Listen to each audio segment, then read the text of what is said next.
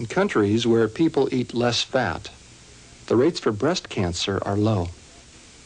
The more fat people eat, the higher the rate for breast cancer. That could be a coincidence, or it could be a clue. One of the most comprehensive studies in world medical history on diet and disease is being conducted in China under the direction of Dr. Colin Campbell of Cornell University. The study is, in fact, quite unique when compared to other studies in the past, in the sense that we measured so many different kinds of things. As I mentioned, we measured 367 items of information that are subsequently being published that were data that we're happy with. And so in that sense, it's perhaps one of the largest studies that has ever been conducted on the causes of disease.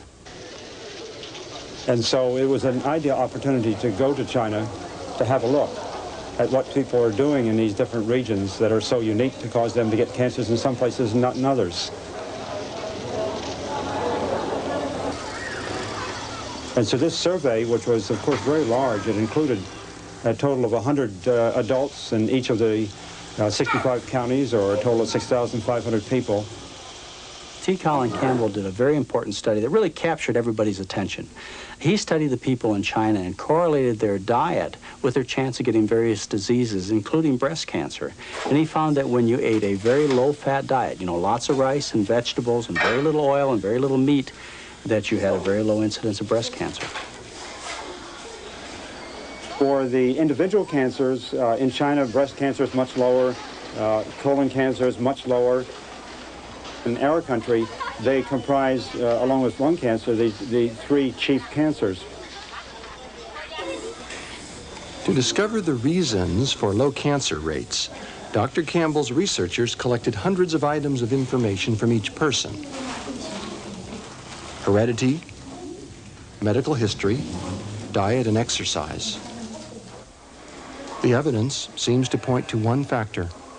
Well, in China, the animal food consumption is about 10% of the total protein intake, compared in this country to 70% on average.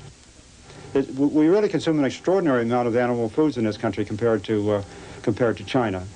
The current way in which most Americans eat has never been seen before in human history. Never before have we eaten so much fat and protein on any given day. People have bacon and eggs for breakfast and cheeseburgers for lunch and pizzas for dinner, and they're eating tremendous amounts of fat and protein. And the message is very clear. If you want to reduce your risk of cancer, you eat less meat, less dairy, less fat in general, including vegetable fats, and you eat more whole grains, fruits, and vegetables.